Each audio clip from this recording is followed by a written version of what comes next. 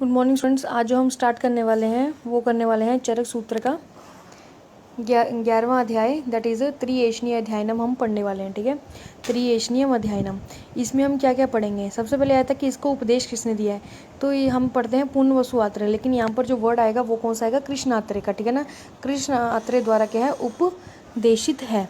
उसके बाद नेक्स्ट अगला था कि इस चीज़ में मोस्टली इंपॉर्टेंट क्या बताया गया है, तो इसमें एक तो प्रमाण भी बताए गए हैं, और दूसरी चीज़ क्या बताई गई है? अष्टत्रिक बताए गए हैं। मीन्स तीन तीन भाग में डिवाइडेड हो गए 8 चीज़ें। ठीक है, तो वो है अष्टत्रिक आ जाता है। उसके बाद नेक्स्ट जो फर्स्ट हमारा जो क्वेश्चन आता है वो आ जाती है तीन एशनाएँ, मतलब क्या क्या इच्छाएँ हैं कि कौन कौन सी चीज़ों को पाने के लिए मनुष्य सबसे पहले उसकी क्या इच्छाएँ रहती हैं। तो तीन एशनाएँ कौन कौन सी आ जाती हैं? तो सबसे पहले अगर हम आचार्य चरक के अकॉर्डिंग करेंगे तो वो आ जाती है प्राणेशना, धनेशना और परलोकेशना। ठीक है, पापधम। ठीक है ना, क्या आ जाता है? पाधप। ठीक है ना, पाधप। तो उसमें क्या आ जाता है? प से प्राणेशना, ध से धनेशना और प से परलोकेशना। ठीक है, उसके बाद नेक्स्ट अगला आता है कि जो उपनिषद है, उपनिषदों द्वारा क्या है? तो उपनिषदों द्वारा भी तीन ही एशनाएँ हैं, तो उससे याद रखना है विपुल। ठीक है, विपुल करके है, तो वी से आ जाएगा वित्त, पू से आ जाएगा पुत्र और ल से आ जाएगा लोकेशना। उसके बाद नेक्स्ट आ जाता है बेल संहिता। तो जो बेल संहिता है उसकी भी तीन एशनाएँ हैं, तो उसमें क्या है? पर लोकेशना, या लोकेशना की जगह पर उन्होंने क्या बोल दिया? धर्मेशना बोल दिया। ठीक है, दैट इज़ अ प ध ध। ठीक है ना, पाध। तो इसे याद करना, प से प्राणेशना, ध से धनेशना और ध से क्या आ जाएगा? धर्मेशना। ठीक है, ये चीज़ याद रखना है। देखो, उसने लोकेशना माना है, परलोकेशना नहीं माना। उपनिषद ने, चरक ने क्या माना है? परलोकेशना माना है। और जो हमारे भेल संहिता है तो उसमें क्या है? धर्मेशना के बारे में बताया गया है। यहाँ पर एक धर्म की डेफिनेशन भी दी गई है। ठीक है, ये भी आप लोग देख लेना, जो क्या है विशेषी के द्वारा दी गई है। उसमें ये बोला गया है कि यत उभय। ठीक है ना, क्या लिखा? यत अभय। ठीक है, अभय उधे निश्चर्य। ठीक है ना, क्या जाएगा? निश्चर्य सिद्धि। ठीक है ना, जिससे कि हमें निश्चर्य क्या है? सिद्धि मिलती है, उसको क्या बोल देते हैं? हम धर्म बोल देते हैं। उसके बाद जो नेक्स्ट आ जाता है वो क्या है कि जो न्याय है, तो न्याय जो दर्शन है उसके जो प्रमेय हैं कितने बताए गए हैं? तो वो 12 संख्या। याद करने के लिए ये है एक कि न्याय जो दर्शन के जो प्रमेय संख्या बताए गए हैं तो वो कितने बताए गए हैं? 12 बताए गए हैं। नेक्स्ट अगला आता है मूल वृत्तियाँ। तो मूल वृत्तियों में क्या बताया? तो मूल वृत्तियों में बताया कि टोटल कितनी होती हैं? 14। कितनी होती हैं? 14 होती हैं। उसके बाद हमने क्या पढ़ा था अभी जो उपनिषदा, तो उसमें था ना कि वित्तेशना, पुत्रेशना और आ जाता है लोकेशना। इसको सीरियल ऑर्डर में हमेशा याद करना है। तो वित्तेशना में आ जाता है कि इसकी जो मूल वृत्तियाँ वो 8 हैं, जो पुत्रेशना उसकी कितनी है? 2 हैं, और जो लोक है उसकी कितनी है? 4। टोटल मिलाकर कितने हो जाते हैं? 14 हो जाते हैं। उसके बाद नेक्स्ट हम बात करते हैं जो मूल वृत्तियाँ हैं वो 14 प्रकार की जो बताई गई हैं। ठीक है, ये हो गया। इसके अलावा क्या है? 3 और भी बताई गई हैं। तो 3 में कौन कौन से आ जाता है? एक तो अनुकरण आ जाता है, सहानुभूति आ जाता है और सेवा आ जाता है। ऐसे करके क्या है? टोटल 3 और हैं। ठीक है, उसके बाद है मूल प्रकृति। तो मूल प्रकृति की अगर हम बात करते हैं तो वो 1 है। यहाँ पर मूल वृत्तियों के बारे में था। ठीक है, तो वो होगी टोटल 14, लेकिन मूल प्रकृति की बात करेंगे तो वो कितनी है? 1 है। अगर भूत प्रकृति की बात करेंगे तो कितनी आ जाती हैं? 8 आ जाती हैं। अव्यक्त, महान, अहंकार।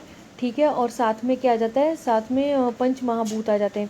7 प्रकृति कौन सी होती हैं? जिसमें आ जाता है वात पित्त कफ, वात पित्त पित्त कफ और वात कफ आ जाता है, और वात पित्त कफ। ठीक है, टोटल जो हो जाती हैं वो हो जाती हैं 7। उसके बाद विकार की बात करते हैं तो एकादश इंद्रियां आ जाती हैं, जिसमें क्या होता है? पंच ज्ञान इंद्रियां, पंच कर्मेंद्रियां और एक क्या आ जाता है? उसके बाद 5 जो आ जाती हैं तन मात्राएँ आ जाती हैं। ठीक है, टोटल मिला के कितने हो जाते हैं? विकार माने गए हैं। उसके बाद ये हमारे क्या है? ये वैसे उसके साथ याद करने को था। मूल प्रकृतियों की बात की तो भूत प्रकृति की भी बात कर ली और साथ में विकार पढ़ लिए। ठीक है, अब आ जाता है प्राणेशना। तो सबसे पहले क्या आती है? प्राण। मतलब जो मनुष्य है उसको क्या सबसे पहले अपने प्राणों की रक्षा की ज़्यादा मतलब ज़रूरत है, या फिर उनको जो अपनी इच्छा होती है वो यही होती है कि पहले प्राण बच जाएँ उसके बाद सब कुछ। ठीक है ना, तो फिर अभी जो प्राणेशना है, तो प्राणेशना का बोल दिया कि पहले जो है इंसान को अपने प्राणों की रक्षा करने के बारे में सोचता है। ठीक है, तो उसके लिए उन्होंने क्या है? वही उसका जो पालन क्या करना के लिए बोला गया, तो उन्होंने बोला स्वास्थ्य, स्वास्थ्य वृत्ति अनुवृत्ति। ठीक है, स्वास्थ्य वृत्ति अनुवृत्ति। ठीक है, मतलब कि जो स्वस्थ है उसको, जो स्वस्थ व्यक्ति है उनको क्या है? स्वस्थ जो चीज़ें हैं, जो खाने वाली चीज़ें हैं वो ध्यान, मतलब उसका क्या है? पालन करना चाहिए। ठीक है ना, स्वस्थ वृत्ति का पालन करना चाहिए। जो आतुर है उनको क्या है? विकार प्रशनम। ठीक है, तो आतुर को क्या करना चाहिए? जो रोगी है उनको ऐसे चीज़ों का यूज़ करना चाहिए, जो ऐसे औषधियाँ, आहार विहार का सेवन करना चाहिए जिससे क्या उनके जो विकार है वो क्या हो? शमन हो जाए, ठीक है। तो उन्होंने वो चीज़ बोली गई है। नेक्स्ट अगला आ जाता है आपके पास धन एषणा। तो धन एषणा के रिगार्डिंग क्या बोला गया है? तो धन एषणा में उन्होंने ये चीज़ बोली गई है कि पापाद पापी यो अस्ति, ठीक है ना, यद अनुक्रमस्य, ठीक है। तो इसमें ये बोला गया संसार में जो सबसे बड़ा जो पाप है, ठीक है ना, यहाँ पर लिखा है संसार में इससे बड़ा कोई भी पाप नहीं है कि आयु आपकी बड़ी है लेकिन क्या है, पर उपभोग का कोई सामग्री नहीं है। मीन्स पैसा नहीं है लेकिन आपकी आयु लंबी है, तो ये क्या है, ये पाप, ये संसार का सबसे बड़ा क्या है, पाप माना गया है। उसके बाद नेक्स्ट अगला आ जाता है कि हम जो धन है उसको कैसे संग्रह कर सकते हैं, उसको कैसे हम इकट्ठा कर सकते हैं। तो उसमें आ जाता है कि कृषि पशुपालन करके, ठीक है। ये देखो यहाँ पर वर्ड लिखा है कृषि पशु, ठीक है ना, पशुपालन आ गया। उसके बाद आ जाता है वाणिज्य, ठीक है। वाणिज्य मतलब होता है व्यापार करना। और क्या आ जाता है, राज सेवा, ठीक है ना, राज उप सेवा मीन्स नौकरी वगैरह करना। इन चीज़ों को अगर हम करते हैं तो उससे क्या हम लोग कुछ ना कुछ पैसे कमा सकते हैं, ठीक है, धन कमा सकते हैं। और जिससे क्या हम लोग अपने वो जो साधन पाना चाहते हैं, उपभोग करने के जो साधन है, उनकी जो सामग्री है, उसको हम लेके अपने जीवन को अच्छे से व्यतीत कर सकते हैं, ठीक है। नेक्स्ट अगला आता है कि पंचतंत्र में क्या है, धन प्राप्ति के 6 कारण बताए गए हैं, ठीक है। कितने हैं, 6 कारण बताए थे। एक तो बोल दिया भिक्षा लो, नृप सेवा, नौकरी, वही कृषि कर्म, ठीक है, वही कृषि का जो काम करना है। उसके बाद नेक्स्ट आता है विद्या अर्जन है, ठीक है, विद्या का अर्जन करना। और एक आ जाता है व्यवहारेन। और लास्ट कौन सा है, दैट इज़ अ वाणी कर्मा, ठीक है। तो ये चीज़ें बताई गई हैं। नेक्स्ट अगला आ जाता है परलोक। तो परलोक क्या है, तो परलोक एषणा जो लास्ट वाली एषणा थी, इसमें क्या है, दीर्घ आयु और धन की प्राप्ति के बाद जो तीसरी एषणा आती है वो कौन सी आती है, परलोक। किंतु परलोक के विषय में संदेह कर मर कर क्या है, सब लोगों में क्या है, नष्ट हो जाते हैं। पुनर्जन्म होगा या नहीं होगा, इस चीज़ पे यहाँ पर एक बहस होती है। उसके बाद ये भी होता है कि जो गर्भ है या फिर जो एक नई आत्मा बनती है तो वो कैसे बनती है, ठीक है। परलोक मीन्स यही बोलते ना कि अगर अगला जन्म हो तो उसमें हमें ज़्यादा कष्ट ना हो, वरना हम लोग क्या है, हम लोग सीधा स्वर्ग में चले जाएं, ठीक है। इस चीज़ को लेके यहाँ पर बात हो रही है। तो उन्होंने ये बोला कि इसके क्या है, 5 इन्होंने चीज़ें बोली हैं इसमें, ठीक है। क्या बोली इन्होंने, 5 चीज़ें बोली गई हैं कि पुनर्जन्म होता है कि नहीं होता, इस चीज़ में ये भी आ जाता है। दूसरा कि जो ये व्यक्ति जो बनता है तो वो कैसे, मतलब ये जो जीव बनता है वो कैसे बनता है। तो उन्होंने बोला कि मातृ पितृ से, ठीक है। तो उन्होंने क्या बोला कि इसमें 4 भाव लिखे हुए हैं, टोटल होते हैं 5, लेकिन यहाँ 4 श्लोका में 4 लिखे। तो सबसे पहले आता है मातृ पितृ, ठीक है। उसके बाद आता है स्वभाव, उसके बाद पर निर्माण और यदृश्य, ठीक है ना, यदृश्य, ठीक है। ये क्या है, टोटल 4 चीज़ें बताई गई हैं। तो सबसे पहले अगर बात करते हैं तो माता पिता, ठीक है। ये आपको अभी क्या है, इस श्लोका में सिर्फ नाम ही बताए गए हैं कि कितने होते हैं, 4। तो जो 5वां होगा वो होगा प्रत्यक्षवादी, यहाँ पर लिखा गया है जो 5वां होगा वो कौन सा होगा, प्रत्यक्षवादी होगा। कौन सा होगा, प्रत्यक्षवादी होगा। जो चरक ने टोटल बताए हैं वो कितने, 5 बताए हैं। तो 5 कैसे आ गए, एक माता पिता, एक आ गया स्वभाव, दूसरा आ गया स्वभाव, तीसरा जो आया है वो आया है पर निर्माण, और जो 4th है वो आया यदृश्य। यदृश्य का मतलब ये देखो, माता पिता तो सिंपल है कि माता पिता से उत्पन्न हुआ।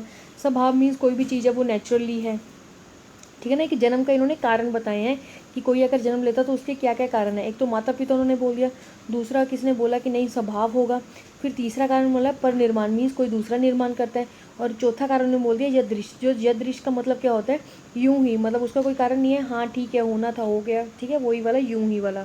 उसके बाद नेक्स्ट अगला आता है प्रत्यक्षवादी। उसके बाद क्या आ जाता है, प्रत्यक्षवादी, ठीक है। इस तरह क्या है, टोटल कितने हो जाते हैं हमारे पास, 5।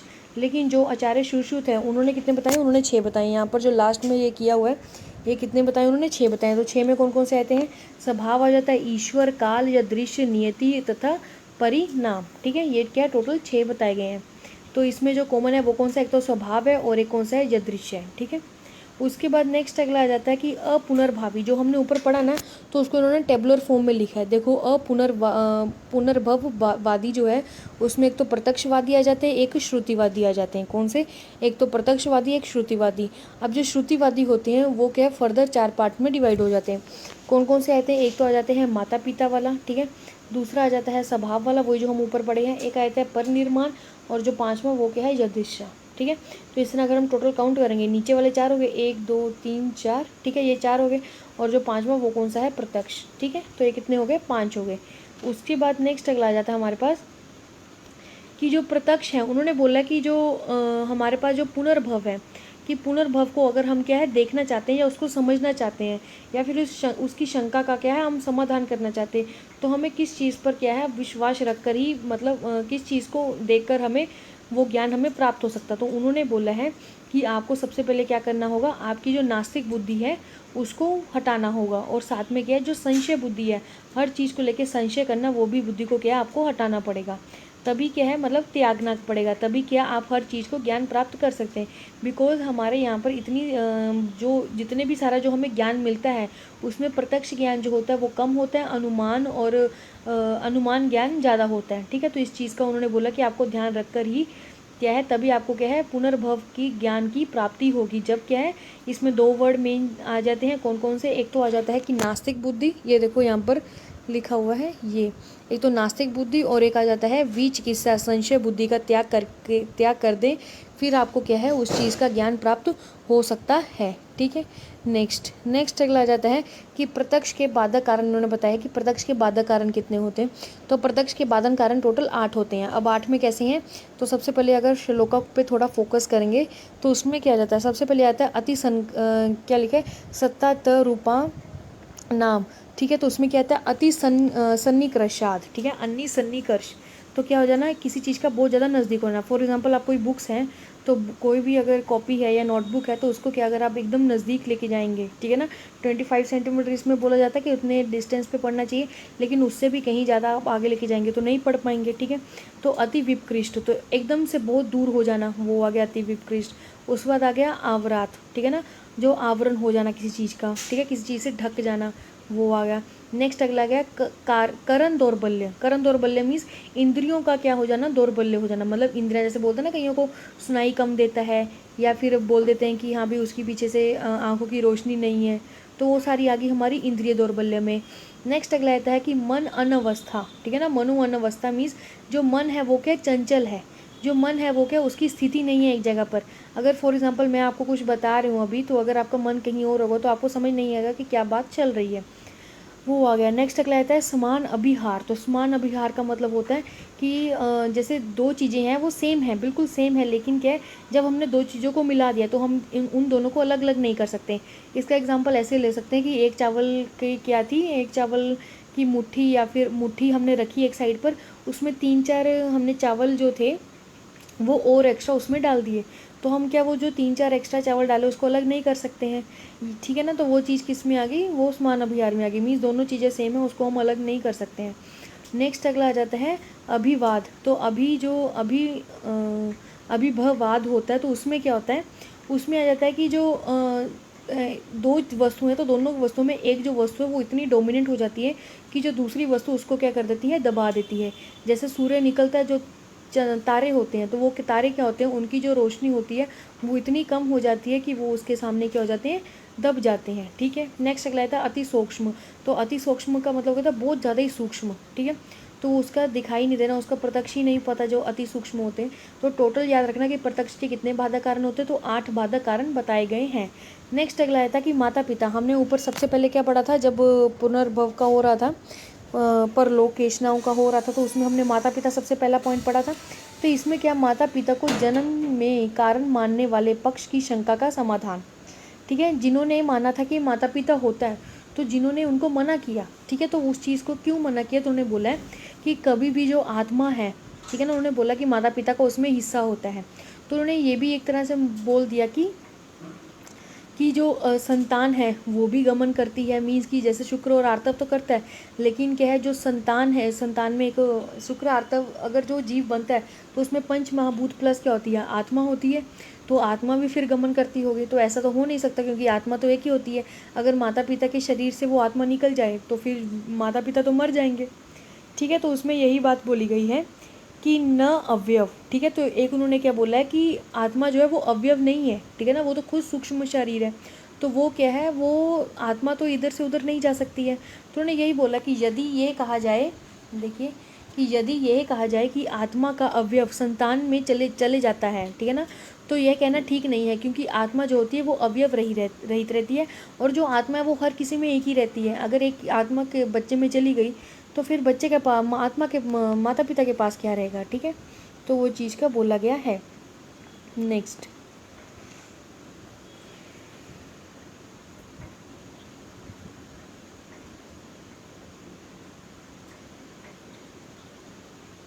इस प्रकार से क्या है, माता को कारण नहीं मानते हैं, ठीक है ना।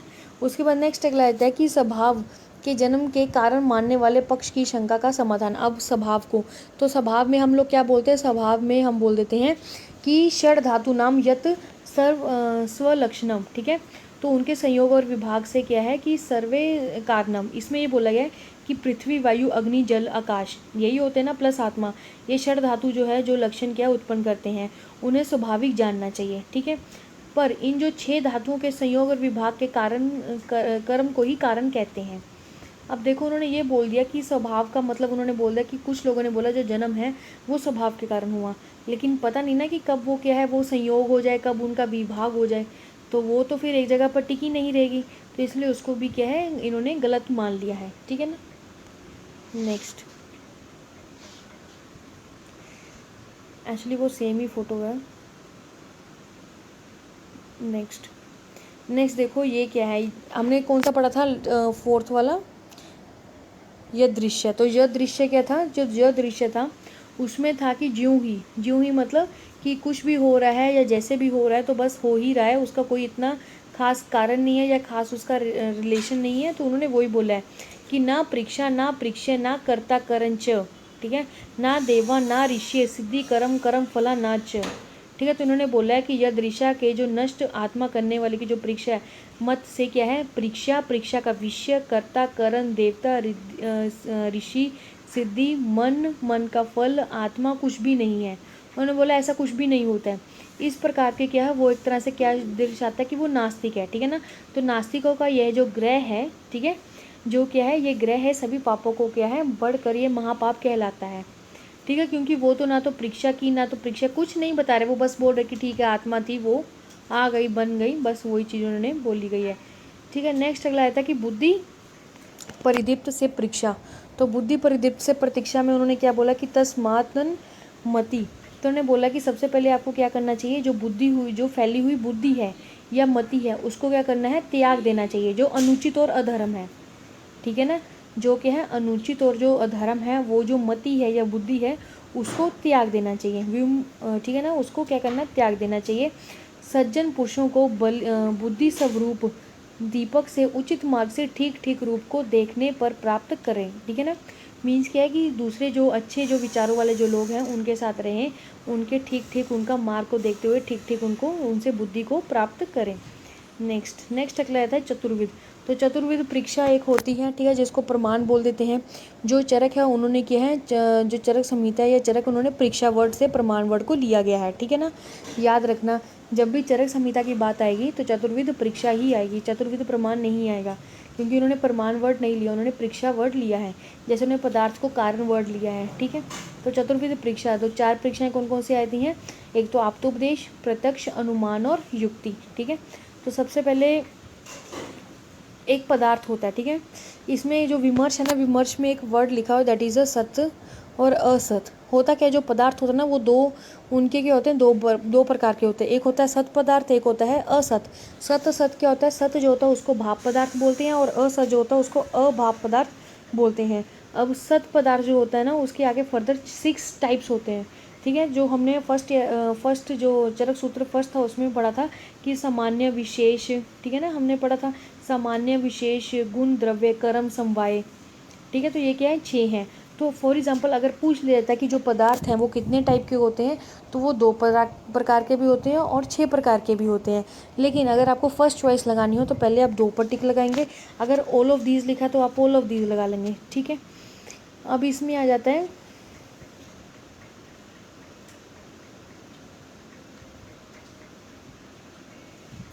इसमें ना प्रमा की, देखो यहाँ पर क्या है, प्रमा जो है ना, प्रमा वर्ड उसकी डेफिनेशन दी गई है कि यथा अनुभव है प्रमा, कि जो क्या होता है प्रमा का मतलब क्या होता है, जो जैसा है, जो जैसा हमें ज्ञान प्राप्त हो रहा है तो उसको हम क्या बोल देते हैं प्रमा।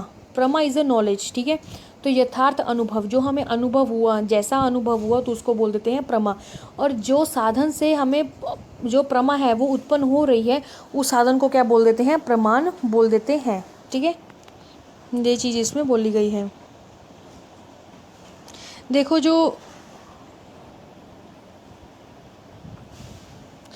इसमें एक वर्ड होता है दैट इज़ अ प्रमेय। तो प्रमेय क्या होता है, प्रमेय होता है विषय। फॉर एग्जांपल हम पेन पेन के बारे में हम नॉलेज जानना चाहते हैं, इसमें वर्ड होते हैं, एक तो प्रमा होता है, एक प्रमाता होता है, एक प्रमेय होता है, ठीक है, ये 3 वर्ड होते हैं। तो सबसे पहले हम लोग अगर जैसे कि एक पेन है या एक नया मोबाइल आया, तो हम अगर नया मोबाइल को है जानना है, ठीक है ना, तो सबसे पहले आ जाता है कि जो मोबाइल है वो क्या है, वो आ जाता है प्रमेय, क्योंकि वो क्या है, विषय है, उसी को तो हम जानेंगे। जिसको हमें जानना होता है उसको हम क्या बोल देते हैं, प्रमेय बोल देते हैं।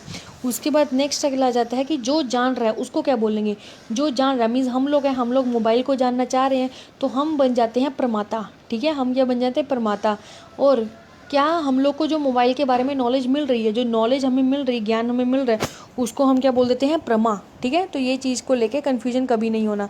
जैसे यहाँ पर प्रमेय, प्रमाता और प्रमा, ठीक है, वही चीज़ इसमें बोली गई है। प्रमाता क्या है, जो वस्तुओं के द्वारा वस्तु के ज्ञान की प्रवृत्ति व्यक्ति है, ठीक है, जो क्या है, व्यक्त जो क्या है होती है, उसको क्या बोल देते हैं, प्रमाता बोल देते हैं।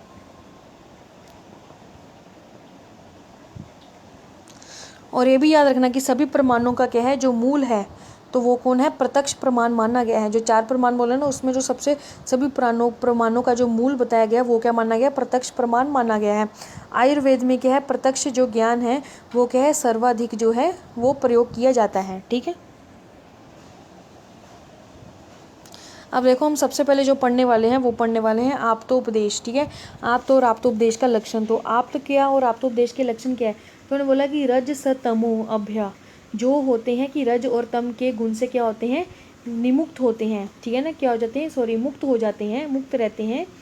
और क्या बोला गया है कि वो कैसे मुक्त हो जाते हैं, वो तप ज्ञान बल से, जो क्या है अपने तप ज्ञान और बल से क्या है, रज और तम से क्या हो जाते हैं, मुक्त हो जाते हैं। जिनको तीनों कालों का ज्ञान रहता है, त्रिकालम लिखे ना, तो तीनों कालों का क्या है, जिनको ज्ञान रहता है, जैसे भूत भविष्य वर्तमान काल का ज्ञान जिनको रहता है, जिनकी शक्ति कभी भी क्या है, कभी भी नहीं रुकती, ठीक है ना, उसको हम क्या बोल देते हैं, दैट इज़ आप तो उपदेश बोल देते हैं। इसको क्या क्या किस किस नाम से बोला गया है, तो इनको बोला गया है आप्त शिष्ट विबुद्धे, ठीक है ना। इनके जो पर्याय बताए गए हैं वो क्या बताए गए, आप शिष्ट और विबुद्धे। और इसमें ऊपर लिखा भी गया है कि उसके साथ साथ आप तो उपदेश को किस नाम से बताया गया है, तो उनको क्या है, आगम, आप्त, शब्द और एहतिका, ठीक है, इस नाम से भी बताया गया है। आप तो उपदेश को प्रमाण शब्द, जो शब्द, ठीक है ना, कई बार क्या होता है, आप तो उपदेश जो प्रमाण है उसको शब्द प्रमाण भी बोला गया, तो वो किसने बोला गया है, वो बोला गया है गयादास ने। किसने बोला गया है, वो बोला गया है गयादास जी ने।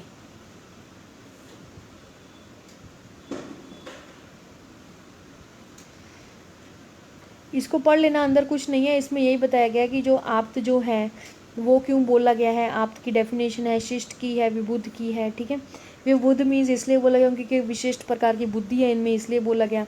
और जो शिष्टा था वो क्यों बोला गया, शिष्टा इसलिए बोला गया क्योंकि इनमें तपस्या या फिर अपनी शक्ति से क्या है, अपने कार्य हित को जानते हैं, इसलिए इसको शिष्टा बोला गया है, ठीक है। तो वो देख लेना।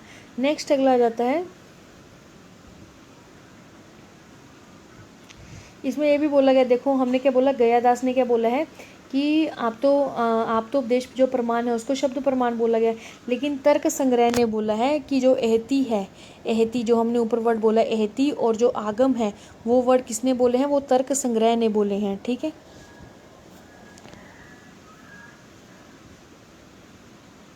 अब नेक्स्ट अगला आता है प्रत्यक्ष की परिभाषा।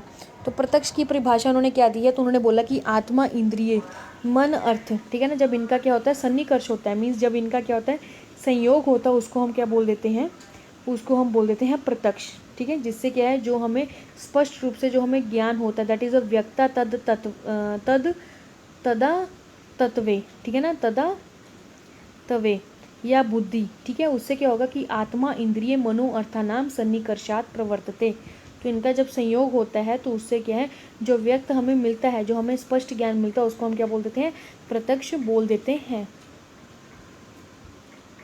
व्यक्ता का मतलब यहाँ पर बताया गया है कि निश्चयात्मक ज्ञान जो हमें प्राप्त होता है, ठीक है। अब इन्होंने क्या बोला, जो दार्शनिक होते हैं उनमें क्या है, जो शब्द होते हैं, जो प्रत्यक्ष होता है, 2 प्रकार का होता है, एक सविकल्प होता है, एक निर्विकल्प होता है, ठीक है, निर्विकल्प और सविकल्प होता है, ठीक है। अब इन्होंने क्या है, जो सविकल्प है उसको फर्दर डिवीजन में कर दिया, एक होता है लौकिक, दूसरा होता है अलौकिक, ठीक है। इसके बारे में अगर आपको पढ़ना अच्छे से तो यहाँ आ जाओ, देखो ये आ गया प्रत्यक्ष। प्रत्यक्ष आ गया, निर्विकल्प आ गया, सविकल्प आ गया। अब जो सविकल्प था उसकी आगे फर्दर डिवीजन आ गई लौकिक और अलौकिक। लौकिक की आगे फर्दर डिवीजन आ गई दैट इज़ बाहरी और अभ्यंतर। बाहरी जो था उसमें 5 तरह की आ गई। एक तो आ जाता है पंच ज्ञान इंद्रियाँ जो है हमारी, और जो अभ्यंतर में क्या आ गया, मानस आ गया। ठीक है, अगर अलौकिक की बात करेंगे तो सामान्य लक्षण, ज्ञान लक्षण और योग। ठीक है, जो योग है उसमें आता है युक्त और युंजान आ जाते हैं 2 वर्ड। ठीक है, इस चीज़ का ध्यान रखना, ये आपको टेबल याद होना चाहिए। पदार्थ विज्ञान में ये टेबल आपको ऑलरेडी करवा दिया गया है। ठीक है, उसके बाद नेक्स्ट अगला आ जाता है, सबसे पहले बात करेंगे। अब देखो बाहरी की बात हो रही है तो बाहरी में ज्ञान इंद्रियाँ आई। ठीक है, अभ्यंतर की बात हो रही थी तो मन आया। ठीक है, अब इसके बारे में थोड़ा थोड़ा देख लेते हैं कि सामान्य लक्षण, ज्ञान लक्षण और योग्य लक्षण क्या होता है। पहले आपकी वो देख लेते हैं।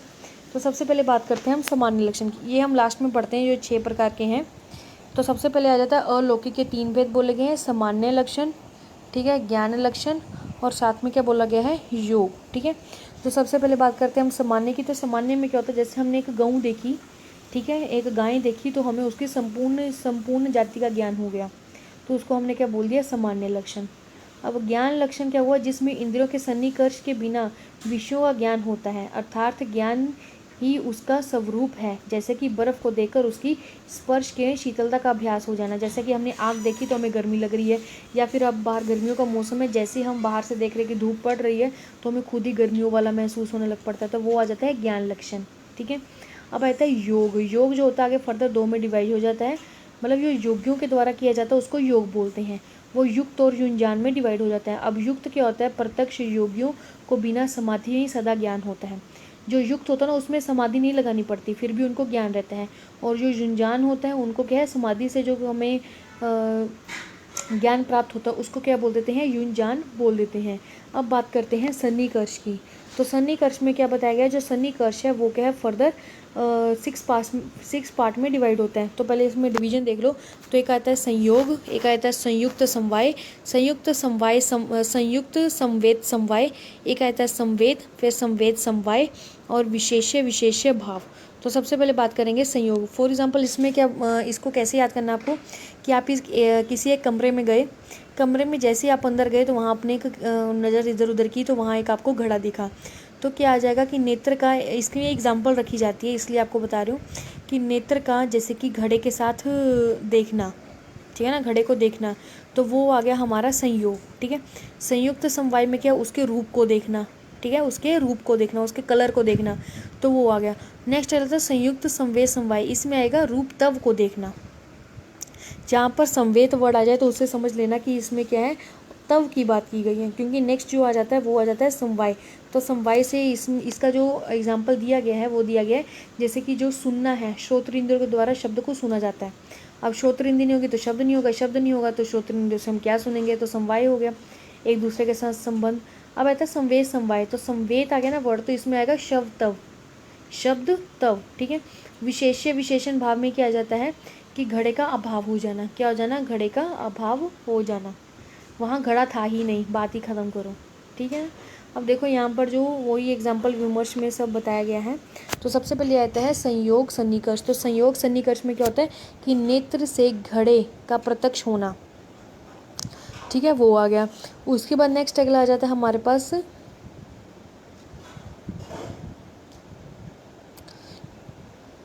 इन्होंने, उसके बाद संयोग सन्निकर्ष, उसके बाद उसके बाद आता है नेक्स्ट संयुक्त समवाय सन्निकर्ष। तो संयुक्त समवाय में मैंने क्या बताया था आपको कि घड़े में रहने वाले उसके रंग को देखना, ठीक है, उसके रूप को देखना, तो वो आ जाता है आपका, जैसे रक्तपीत उसका रंग को देखना, तो वो आ जाता है संयुक्त समवाय। नेक्स्ट आ जाता है संयुक्त संवेद समवाय सन्निकर्ष। तो उसमें क्या, उसमें रूप तव को देखना। यहाँ पर देखो वर्ड आया हुआ है रूप तव वर्ड, जहाँ पर रूप तव वर्ड आ जाए, रूप तव सामान्य प्रत्यक्ष है, ठीक है, जहाँ रूप तव वर्ड आ जाए तो याद रख लेना कि वहाँ किसका है, संवेद का, संवेद के मिलता जुलता होगा, ठीक है ना, वो संवेद वहाँ पर वर्ड आएगा। नेक्स्ट हमने क्या बोला, समवाय सन्निकर्ष बोला है। तो समवाय सन्निकर्ष में क्या जाता है, श्रोत्रेन शब्द, ठीक है, श्रोत्रेन शब्द मीन्स वही सुनना शब्द होगा। तो अब देखो इसमें संवेद समवाय सन्निकर्ष है, तो इसमें भी क्या आ जाएगा, शब्द तव आ जाएगा, तव। ठीक है, अब विशेष्य सन्निकर्ष आएगा, विशेष्य विशेष्य भाव। तो इसमें याद रखना कि क्या हो रहा है कि अभाव, किसी चीज़ का क्या होना, अभाव होना। तो जैसे घड़ा वहाँ पर था ही नहीं, उस भूमि में घड़ा का ही अभाव होना, कि घट का ही अभाव होना, ठीक है, वो चीज़ इसमें मान ली गई है। इस तरह क्या है, जो सन्निकर्ष वाला जो टॉपिक है आपका वो कंप्लीट होता है।